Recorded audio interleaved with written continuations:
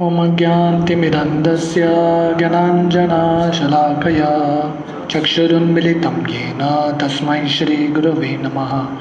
श्रीचैतन्यमनोभीष्टं स्थापितं येन भूतले स्वयं रूप कदा मह्यं ददाति स्वपदान्तिकं। वन्देऽहं श्रीगुरो श्रीयुतः पदकमलं श्रीगुरून् वैष्णवांश्च श्रीरूपं साग्रजातां सहगणा रघुनाथान्वितं तं सजीवं साद्वैतं सावधूतं परिजनसहितं कृष्णचैतन्यदेवं श्रीराधा कृष्णपादान् सहगणा ललिता श्रीविशाखान्वितंश्च। नमो ॐ विष्णुपादाय कृष्णप्रेष्ठाय भूतले श्रीमते भक्तिवेदांत स्वामीति नामिने। नमस्ते सरस्वती देवे गौरवाणी प्रचारिणे निर्विशेष शून्यवादी पाश्चात्यदेशतारिणे वंचाकल्पतरुभ्यश्च कृपा सिन्धुभ्येव च पतितानां पावनेभ्यो वैष्णवेभ्यो नमो नमः। जय श्री कृष्ण चैतन्य प्रभु नित्यानंद श्री अद्वैत गदाधर श्रीवासादि गौर भक्तवृंदा। हरे कृष्णा कृष्णा कृष्णा हरे हरे, हरे राम राम राम हरे हरे। हरे कृष्णा। टेक्स्ट 9। प्रसन्नवक्त्रं नलिलायते क्षणं कदम्बकिञ्जल्कपिशङ्गवाससं लसन्महारत्नहिरण्मयागदं स्फुरन्महारत्नकिरीटकुण्डलम्।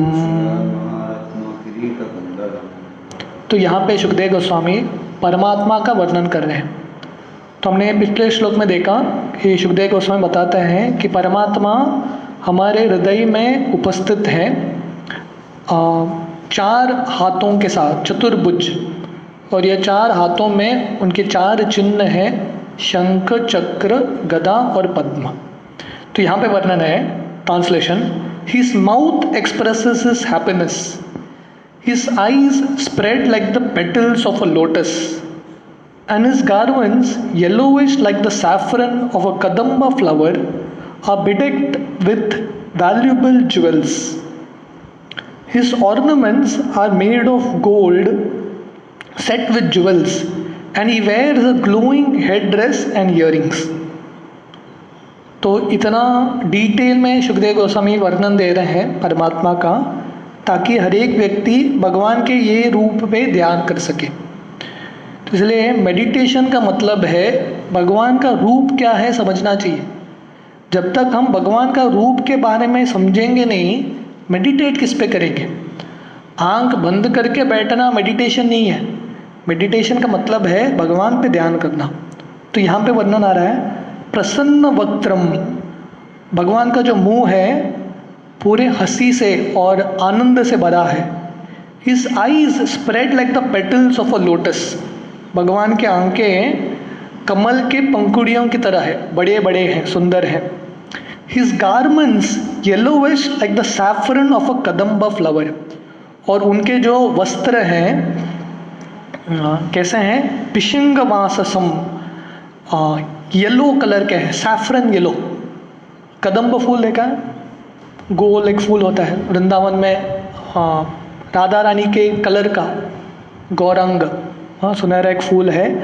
तो उनकी तरह कदम्ब फूल की तरह परमात्मा के जो वस्त्र हैं पिशंक वाससम, सोने कलर के हैं, yellowish like a saffron, and bedecked with valuable jewels, और उनके वस्त्र में और अंग में अलग अलग रत्न है, लसम महारत्न, and his ornaments are all made of gold set with jewels, और उनके जो ऑर्नामेंट्स हैं, अलग अलग आभूषण हैं, सब सोने से भरा है और उसमें अलग अलग रत्न है। He wears a glowing head dress and earrings. तो भगवान परमात्मा का एक हेलमेट भी है, किरीट कुंडलम, वो किरीट भी सोने से भरा है और उसमें भी बहुत अलग अलग ज्वेल्स, हीरे जवाहरात हैं। और भगवान के एक ये भी है कुंडल, इयरिंग्स। तो ऐसे भगवान का रूप है। तो आगे और वर्णन करते हैं टेक्स्ट 10। उन्निद्र हृत पंकज कर्णिकालये योगेश्वरा स्थापित पाद पल्लवम श्रीलक्षणम कौस्तुभरत्न कंदरम अम्लान लक्ष्म्या वनमालयाचितम। Translation: His lotus feet are placed over the whorls of a lotus-like heart of the great mystics.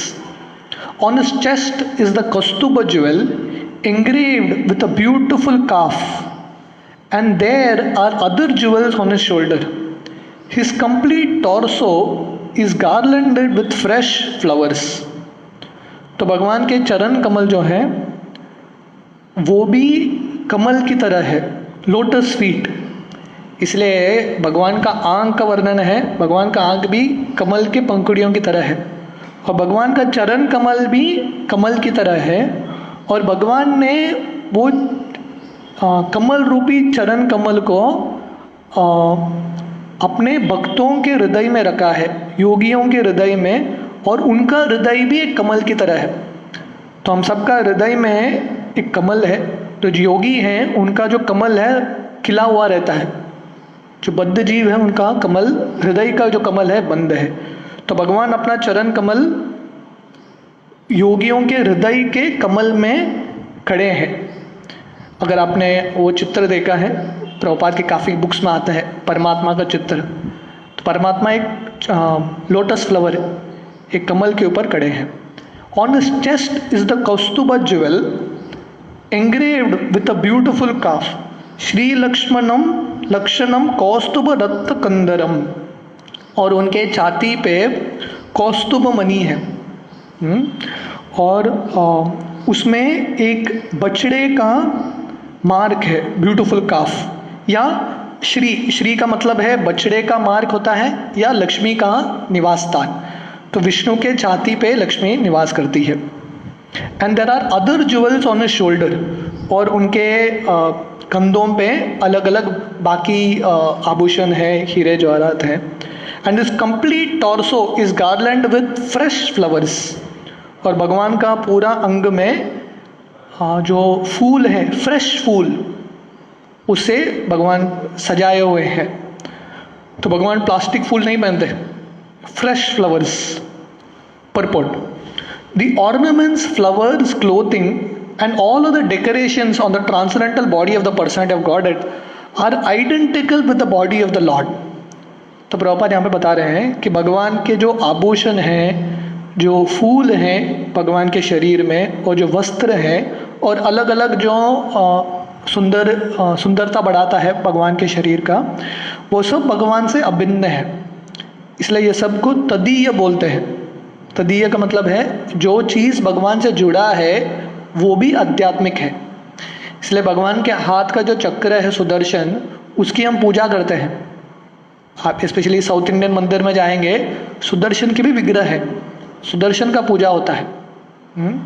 तो क्योंकि भगवान के ये सब अलग अलग पार्षद हैं, सुदर्शन भी एक व्यक्ति है एक्चुअली। तो क्योंकि ये भगवान के अलग अलग पार्षद हैं और भगवान के साथ जुड़े हैं, इसलिए वो लोग भी आध्यात्मिक है, ये सब आध्यात्मिक है।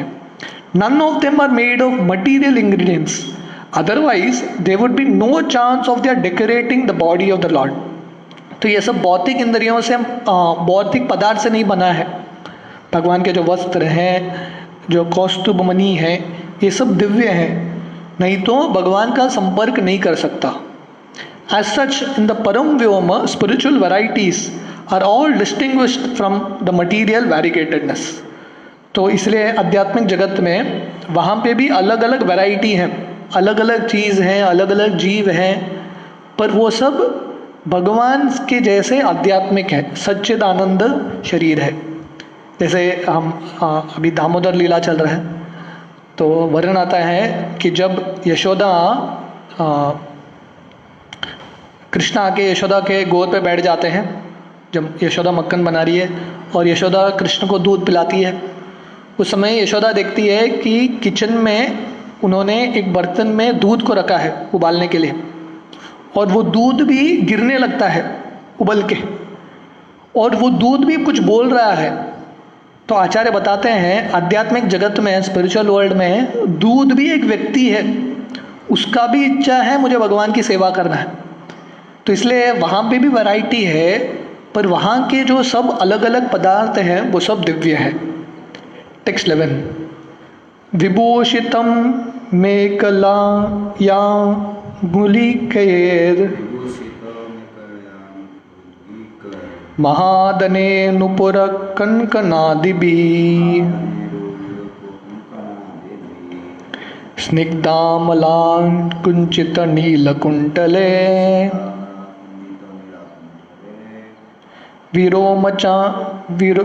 विरोचमाना आन हासपेशलम। Translation: He is well decorated with an ornamental wreath around his waist and rings studded with valuable jewels on his fingers. His leglets, his bangles, his oiled hair curling with a bluish tint, and his beautiful smiling face are all very pleasing. तो आगे जाके वर्णन आ रहा है कि भगवान के waste में, कमर में एक बहुत सुंदर बेल्ट पहना है भगवान ने। लेदर का बेल्ट नहीं, पर वो भी सोने का बेल्ट है अलग अलग हीरों के साथ। और भगवान के उंगलियों में अलग अलग रिंग्स हैं, वो भी सोने से बने हैं, हीरे से बने हैं। और भगवान का लेगलेट, पैर में जो क्या बोलते हैं, पायल जो है, लेगलेट बोलते हैं उसको, और हाथ के बैंगल्स, तो ये सब भी सोने से बने हैं। और भगवान का जो बाल है बहुत सुंदर ऑयल से, बहुत सुगंधित नेचुरल ऑयल से सुसज्जित हुआ है, बहुत सुगंध वाला तेल है। और इस तरह से भगवान प्रसन्न होके स्माइल कर रहे हैं। तो ये पूरा जो दृश्य है, सुखदेव गोस्वामी समझा रहे हैं यहाँ पे, परमात्मा का जो रूप है वो देख के व्यक्ति प्रसन्न होता है। हासपेशलम, विरोचमानान हासपेशलम। तो ये भगवान का जो दृश्य है देखने के लिए बहुत सुंदर है। Purport: the supreme person of godhead is the most beautiful person amongst all others, and Srila Shukadeva Goswami describes every part of his transcendental beauty one after another in order to teach the impersonalists that the personality of Godhead is not an imagination by the devotee for facility of worship, but is the supreme person in fact and figure. तो शुकदेव गोस्वामी इतना detail में वर्णन दे रहे हैं परमात्मा का, क्योंकि शुकदेव गोस्वामी बताना चाहते हैं कि भगवान का भी रूप है।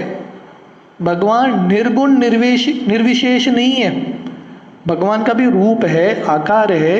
और भगवान का जो रूप और आकार है बहुत सुंदर है, ये काल्पनिक नहीं है। भक्तों ने इसकी कल्पना नहीं किया है और अपने कल्पना से एक मूर्ति बना दिया है ताकि किसी का पूजा कर सकें। हाँ, ऐसा नहीं है, ये एक्चुअली सत्य है। The impersonalist feature of the absolute truth is but his radiation, as the sun rays are but radiations from the sun. तो भगवान का जो निर्विशेष निराकार ब्रह्म है वो क्या है? भगवान के शरीर का कांति, भगवान के शरीर से जो प्रकाश निकलता है वो ब्रह्म ज्योति है। जैसे सूरज है, सूरज का रूप है और आकार है, पर सूरज के जो किरणें हैं ऐसा दिखता है कि उनका रूप भी नहीं है, आकार भी नहीं है। पर सूरज की किरणें कहाँ से आती हैं? सूरज से आती है, जिसका एक आकार है और रूप है। वैसे ही भगवान का जो इम्पर्सनल फीचर है, जो ब्रह्म ज्योति है, वो भगवान के शरीर से ही आता है, जो शरीर भगवान का एक रूप और सुंदरता है।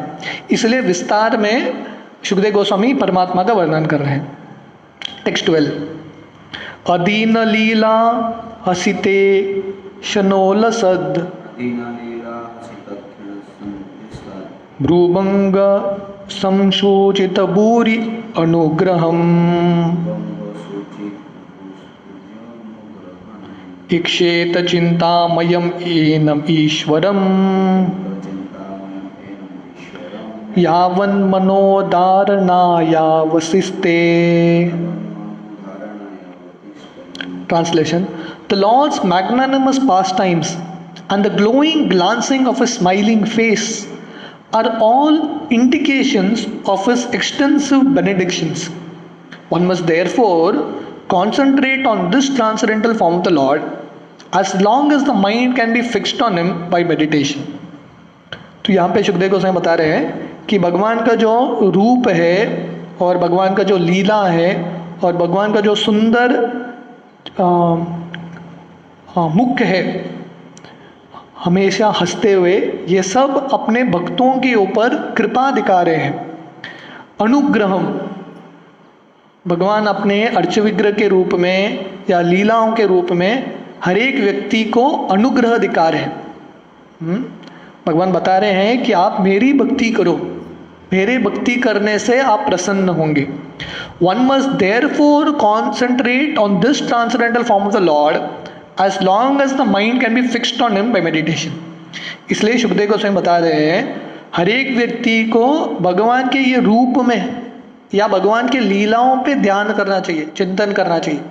जब तक मन केंद्र हो सके हमको भगवान के बारे में सोचना चाहिए, चिंतन करना चाहिए, भगवान का रूप का दर्शन लेना चाहिए, क्योंकि भगवान ये सब अलग अलग माध्यम से आके हम सबको अनुग्रह दिखा रहे हैं, हम सबको कृपा दिखा रहे हैं।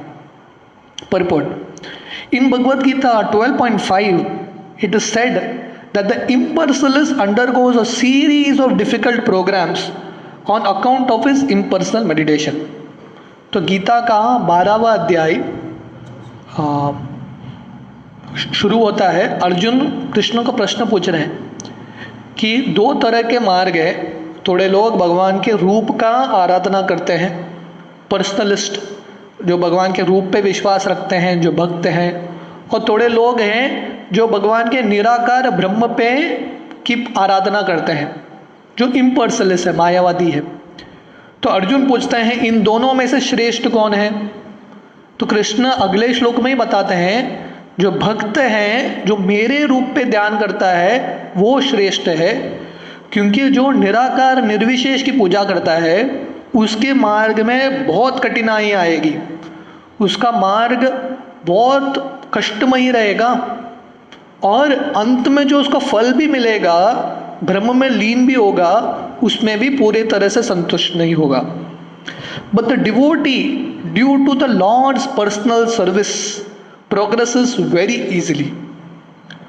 भक्त में और मायावादी में फर्क इतना है, भक्त का भगवान के प्रति जो आसक्ति है और प्रगति है बहुत जल्दी होता है, पर जो अभक्त है या जो मायावादी है उसके आध्यात्मिक मार्ग में बहुत बाधाएं आती है।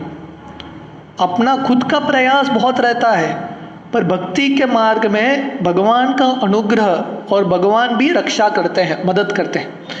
जैसे प्रभुपाद उदाहरण देते हैं इन दोनों मार्ग के लोगों में फ़र्क समझाने के लिए।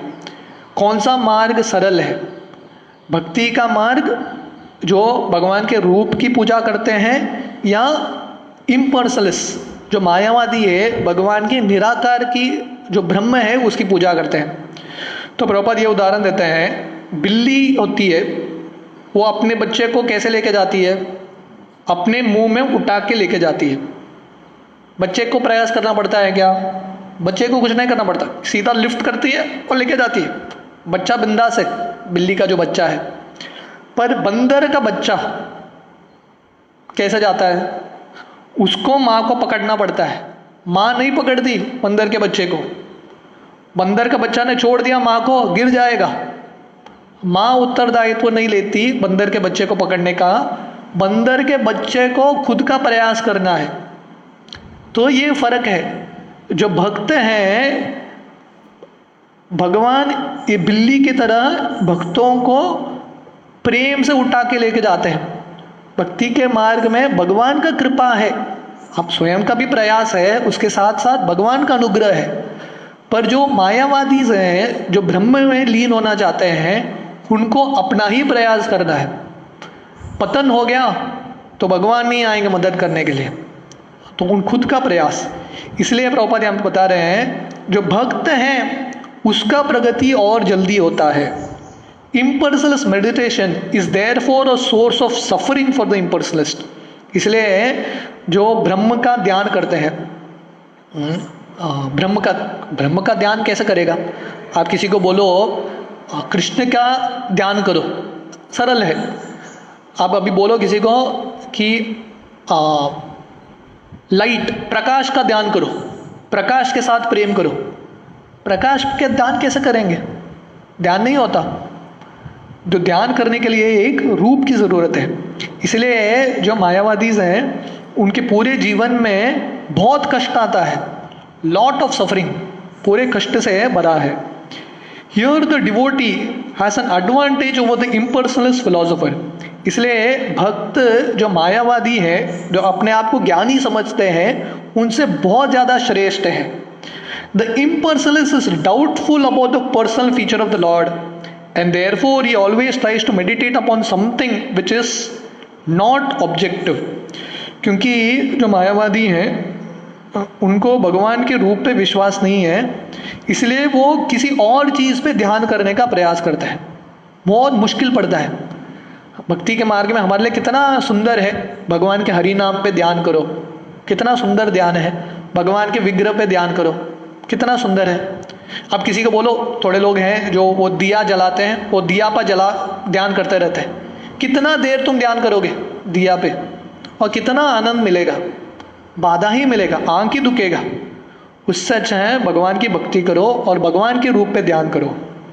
For this reason there is an authentic statement in the Bhagavatam regarding the positive concentration of the mind on the factual form of the lord. तो ये बहुत इंपॉर्टेंट शब्द है, positive concentration of the mind.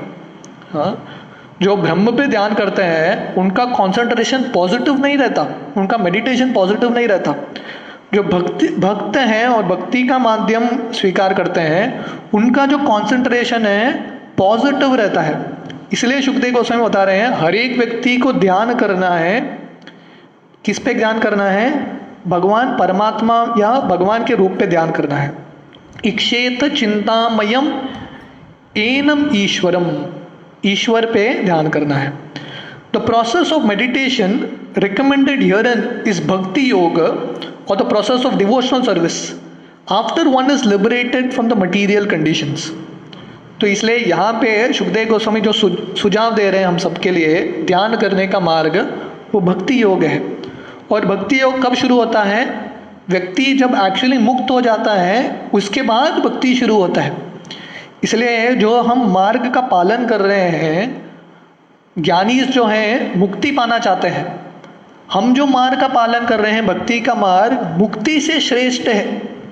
ज्ञानी का सबसे अंतिम लक्ष्य मुक्ति।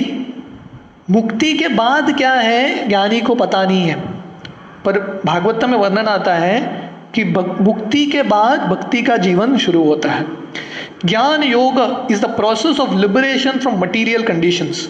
तो ज्ञान योग, जो मायावादी हैं, अलग अलग शास्त्र पढ़ते हैं और ज्ञान में लगे हैं, तो ज्ञान योग एक माध्यम है मुक्ति पाने का, भौतिक कष्टों से मुक्ति पाने का। After one is liberated from the conditions of material existence, that is, when one is nivritta, as previously stated herein, or when one is freed from material necessities, one becomes qualified to the discharge the process of bhakti yoga। तो मुक्ति मिलने के बाद, ठीक है, आपको अभी मुक्ति मिल गया, तो मुक्ति मिलने के बाद क्या करेंगे? मुक्ति हित्वा अन्यथा रूपम स्वरूपेण व्यवस्थिति। मुक्ति का मतलब है अपने स्वरूप पे स्थित होना, और हमारा स्वरूप क्या है? भगवान के दास। इसलिए जो मुक्ति है भक्ति के नीचे है, मुक्ति के बाद भक्ति का जीवन शुरू होता है। Therefore, भक्ति योगा includes ज्ञान योग, or in other words, the process of pure devotion service simultaneously serves the purpose of ज्ञान योगा। तो इसलिए भक्ति योग में ज्ञान योग इंक्लूडेड है, कर्म योग इंक्लूडेड है, अलग सा पालन करने की जरूरत नहीं है। ध्यान योग इंक्लूडेड है, जब हम जप करते हैं हम ध्यान कर रहे हैं, ध्यान योग का पालन कर रहे हैं। जब हम शास्त्र पढ़ते हैं हम ज्ञान योग का पालन कर रहे हैं। इसलिए जो भक्ति का मार्ग है इसमें सब कुछ आ जाता है, अलग अलग करने की जरूरत नहीं है। जैसे किसी के पास 1000 रुपये का नोट है या 2000 रुपये का नोट है, तो उसमें सब आ जाता है कि नहीं, 100 रुपये 10 रुपये सब आ जाता है, अलग अलग प्रयास करने की जरूरत नहीं है। वैसे ही किसी के पास अगर भक्ति है ऑटोमेटिकली सब आ जाता है। वासुदेवे भगवती भक्ति योग प्रयोजिता जनयति आशु वैराग्यम ज्ञानम चयत हेतुकम। भागवतम के पहले स्कंद के दूसरे अध्याय में वर्णन आता है, वासुदेवी भगवती भक्ति योग प्रयोजिता। अगर कोई भगवान वासुदेव का भक्ति करता है और ये भक्ति योग में अपने आप को प्रयोजन करता है, अपने आप को समर्पित करता है, ऐसे भक्त के जीवन में वैराग्य और ज्ञान अपने आप आता है, अलग सा प्रयास करने की जरूरत नहीं है। तो वर्णन आता है भक्ति देवी, भक्ति या वृंदा देवी या भक्ति देवी, वो एक भगवान की शक्ति है, राधा रानी है। तो भक्ति देवी के 2 सर्वेंट्स हैं, हमेशा उनके साथ चलते हैं। जैसे एक रानी होती है, रानी के 2 दासियां हैं। हाँ, तो भक्ति देवी की दासियां कौन है? मुक्ति और ज्ञान वैराग्य, ये सब भक्ति देवी की दासी है। मतलब भक्ति आ गया तो अलग सा मुक्ति का प्रयास करने की जरूरत नहीं है, अलग सा ज्ञान और वैराग्य की जरूरत नहीं है, अपने आप आता है। जैसे रानी के पीछे दासियां चलती है, वैसे भक्ति के पीछे ये सब ज्ञान वैराग्य, ये सब मुक्ति इत्यादि चलते हैं। Therefore, Bhakti Yoga includes Jnana Yoga, or in other words, the process of pure devotional service simultaneously serves the purpose of Jnana Yoga. Liberation from material conditions is automatically achieved by the gradual development of pure devotional service. इसलिए मुक्ति के लिए अलग सा प्रयास करने की जरूरत नहीं है। भौतिक गुणों से या भौतिक कष्टों से मुक्ति ऑटोमेटिकली मिल जाता है, अनायास अपने आप हो जाता है। हाँ, अलग सा प्रयास करने की जरूरत नहीं है। These effects of भक्ति योग आर कॉल्ड अनर्थ निवृत्ति। तो ये सब भक्ति योग के अलग अलग सिम्टम्स हैं। These are different symptoms. इसको बोलते हैं अनर्थ निवृत्ति। Things which are artificially acquired gradually disappear along with the progress of भक्ति योगा। इसलिए भक्ति योग में हम प्रगति जब करते रहते हैं, जो अनर्थ है, जो ज़रूरत नहीं है, ये सब चीज़ अपने आप निकलते जाते हैं। इसलिए जब शिला प्रभुपाद गए पाश्चात्य देश में, प्रभुपाद ने जो वेस्टर्न लोग हैं उनको ये नहीं बोला तुरंत कि आप ये छोड़ दो, मांसाहार छोड़ दो, आप इंटॉक्सिकेशन छोड़ दो। ये सब छोड़ने का बात प्रभुपाद ने नहीं किया। प्रभुपाद ने क्या बताया उनको? भक्ति योग स्वीकार करो, भगवान की भक्ति करने लगो। क्योंकि प्रभुपाद को विश्वास था, ये भागवतम के ये सेंटेंस में प्रभुपाद ने खुद लिखा है, प्रभुपाद को विश्वास था कि लोग भक्ति योग करेंगे, जो अनर्थ हैं अपने आप निकल जाएगा, अलग सा प्रयास करने की जरूरत नहीं है। Meditation on the lotus feet of the person of godhead, the first precessional step must show its effect bye अनर्थ निवृत्ति। इसलिए जो भगवान के रूप में ध्यान करना, द फर्स्ट स्टेप, भगवान के चरण कमल पे ध्यान करना, इससे क्या होगा? ऑटोमेटिकली पहला सिम्टम दिखेगा। जैसे अगर किसी को डिजीज हुआ है, बीमारी हुआ है, कोविड हुआ है, कोविड का कुछ सिम्टम्स होता है, दवाई लेने से समझ में आता है कि अरे ये सिम्टम चला गया, ये सिम्टम चला गया, मतलब दवाई काम कर रहा है। वैसे ही अगर कोई भक्ति का मार्ग स्वीकार करता है, धीरे धीरे उसके अनर्थ घटने लगते हैं। तो grossest type of anartha which binds the conditioned soul in material existence is sex desire, and this sex desire gradually develops in the union of the male and female. तो सबसे बड़ा अनर्थ ये दुनिया का वो क्या है? मैथुन, भोग इच्छा, पर स्त्री का संग करना, या स्त्रियों के लिए पर पुरुष का संग करना। ये जो पुरुष और स्त्री का संग है वो सबसे बड़ा अनर्थ है। इसलिए श्रील प्रभुपाद बहुत बार बोलते थे फ्री मिक्सिंग, आधुनिक समाज में जहाँ पे फ्री मिक्सिंग होता है, ये सबसे बड़ा दुर्भाग्य समाज है। क्योंकि ऐसा व्यक्ति आगे बढ़ ही नहीं सकता। तो वर्णन आता है ये पूरा भौतिक दुनिया एक कैद खाने की तरह है, प्रिजन हाउस। प्रिजन हाउस में लोगों को बांधते हैं चेन से। तो ये भौतिक दुनिया का चेन क्या है? Sex desire. ये जो भोग करने का वृत्ति है, मैथुन का वृत्ति है, यही हमको बांध के रखता है।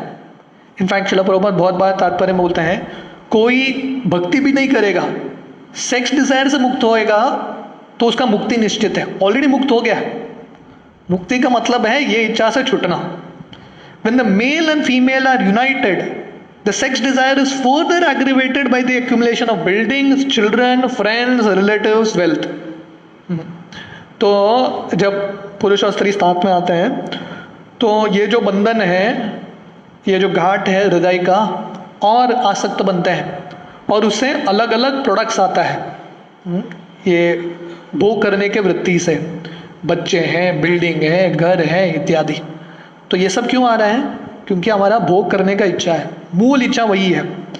When all these things are acquired, the conditioned soul becomes overwhelmed by such entanglements, and the false sense of egoism or the sense of myself and mine becomes prominent.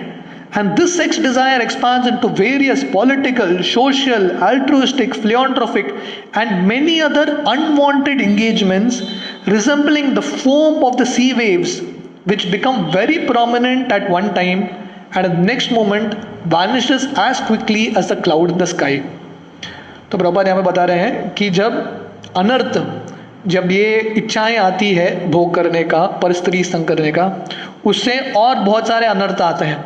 घर बांधना है, गाड़ी खरीदना है इत्यादि करता रहता है व्यक्ति, और जो ओरिजिनल उसका धर्म है वो भूल जाता है, भगवान का भक्ति भूल जाता है और अलग अलग धर्म बनाता है।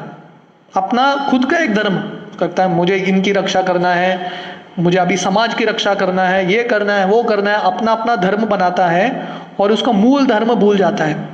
और ये सब जो उसके सामग्री है और इसके जो पार्षद हैं कैसे हैं? ऐसे समुद्र में बबल्स आता है, फोम आता है, फेन आता है, उसकी तरह है। अभी लगेंगे कि है, थोड़े समय में निकल जाएंगे। जैसे बादल है, अभी यहाँ पे ऊपर दिखता है, अभी का सत्य है, पर 5 मिनट बाद ऊपर देखो बादल नहीं है, वो बादल चला गया आगे। तो वैसे ही जो चीज़ अनर्थ है उसके लिए हम इतना प्रयास करते हैं, और जो सही में अर्थ है भगवान पे ध्यान करना, उसको हम भूल गए हैं।